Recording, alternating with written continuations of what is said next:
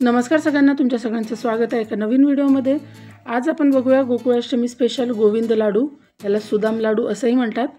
अगदी 1 चमचा तूप वापरून आपण हे लाडू तयार करणार आहे। कुठलाही पाक न करता, साखर न वापरता हे पौष्टिक असे आपण लाडू तयार करणार आहे। त्यामुळे व्हिडिओ स्किप न करता शेवटपर्यंत पूर्ण बघा। कृष्ण जन्माष्टमी स्पेशल असे आपण हे सुदाम लाडू करणार आहे। चला बघूया आपण ह्या लाडूसाठी काय काय साहित्य लागतं ते। त्यासाठी बघा मी इथे 2 वाटी पोहे घेतलेले, त्याच्यानंतर सुकं खोबरं घेतलं किसून, त्यानंतर फुटाण्याची डाळ घेतली आहे, शेंगदाणे, काजू बदाम आणि गूळ घेतलेला आहे। आता कढईमध्ये 1 चमचाभर मी तूप टाकून घेणार आहे आणि एवढा 1 चमचा तुपातच आपले पूर्ण लाडू होणार आहे। हे तूप मेल्ट होऊ द्यायचं आहे आता थोडं।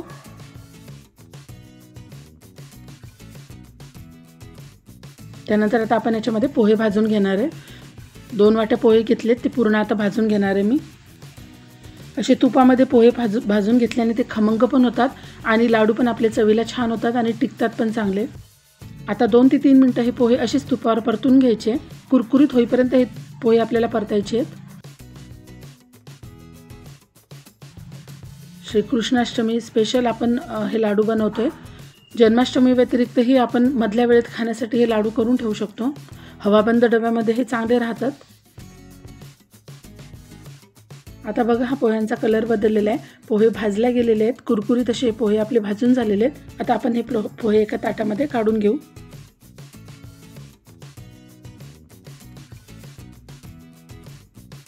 सगळं साहित्य असं आपल्याला आता भाजून झाल्यानंतर या ताटामध्ये काढून घ्यायचं आहे, जेणेकरून ते थंड होईल मग। त्यानंतर आता परत कढई ठेवली आहे आणि त्याच्यामध्ये आपल्याला सुकं खोबरं टाकून घ्यायचं आहे। आता हे खोबरं पण थोडंसं लालसर होईपर्यंत भाजून घेणार आहे मी।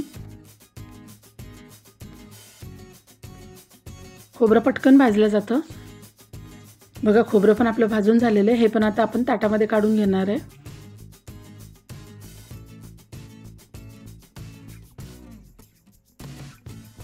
लाडूसाठी लागणारं प्रमाण आपण आपल्या आवडीनुसार थोडंफार कमी जास्त करू शकतो।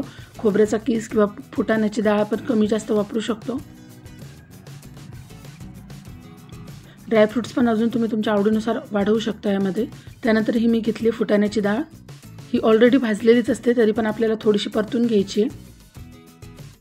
असं सगळं साहित्य परतून घेतलं की आपली लाडू टिकायला मदत होते।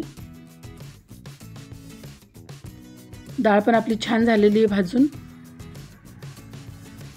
ही पण काढून घ्यायची आता आपल्याला।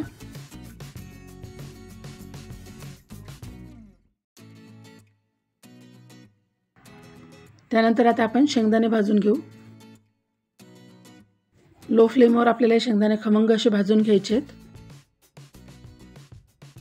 शेंगदाणे पण बघा आपले छान भाजून झालेले आहेत, हे पण आता ताटामध्ये काढून घ्यायचे आहेत आपल्याला।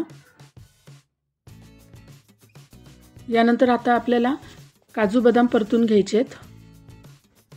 अगदी मिनिटभर काजू बदाम आपण आता हे परतून घेऊ।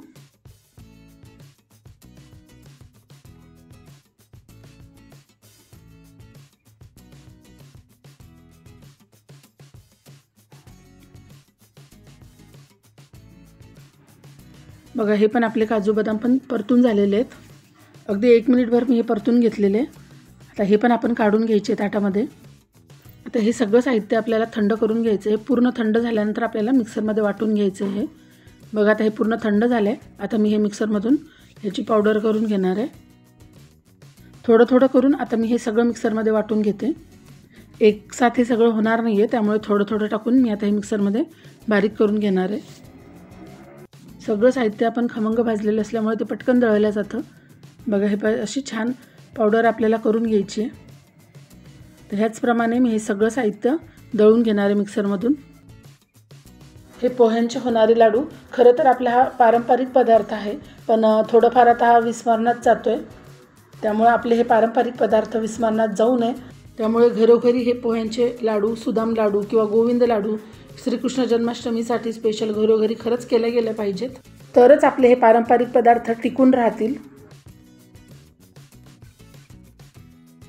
हे बघा आता मी हे सगळं मिक्सरमधून बारीक करून घेतलेलं आहे। आपल्याला त्याच्यामध्ये टाकायचं आहे गूळ। हा गूळ मी बारीक करून घेतलेला आहे। हा गूळ आता आपल्याला याच्यामध्ये टाकून घ्यायचा आहे। गुळामुळे या लाडूला बाइंडिंग येतं, त्यामुळे लाडू छान वळल्या जातात. साखर न वापरता आपण इथे गूळ वापरून हे लाडू करणार आहे. अगदी 1 चमचा तुपामध्ये हे लाडू तयार होतात. हा गूळ आता याच्यामध्ये आपण मिक्स करून घेऊ. आता हा गूळ आपण असा हाताने किती मिक्स केला तर याच्यामध्ये थोडेफार खडे राहण्याची शक्यता असते. त्यामुळे आता पूर्ण परत आपल्याला हे मिक्सरमध्ये बारीक करून घ्यायचं आहे. असं केल्याने हा गूळ पूर्ण याच्यामध्ये एकजीव होतो. मग त्यामुळे आता परत मी हे सगळं मिक्सरमधून फिरवून घेते. थोडं थोडं मिक्सरच्या भांड्यामध्ये टाकून मी आता हे सगळं मिक्सरला फिरवून घेणार आहे.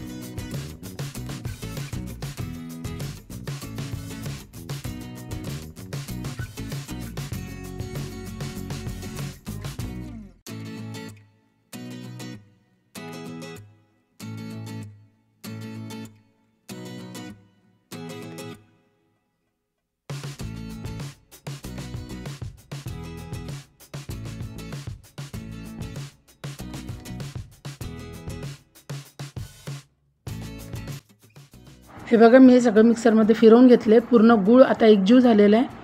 किती छान आपलं मिश्रण तयार झालेलं आहे बघा. आणि आता आपण याचे लाडू वळून घेऊ. अगदी पटकन हे लाडू वळल्या जातात. गूळ पूर्ण एकजीव झाल्यामुळे आपल्या लाडूच्या मिश्रणाला परफेक्ट असं बाइंडिंग आलेलं आहे आणि किती सहज हे लाडू वळल्या जात आहेत बघा.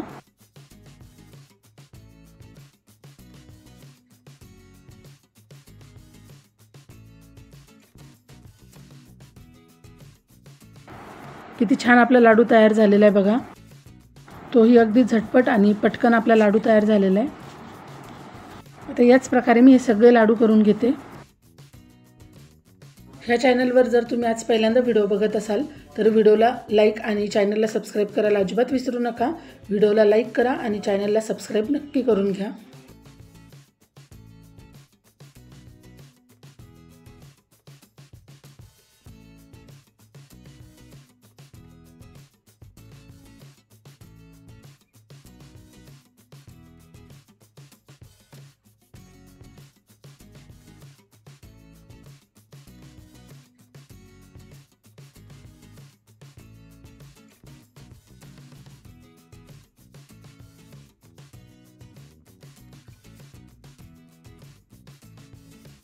बघा इथे सगळे लाडू माझे करून तयार झालेले आहेत.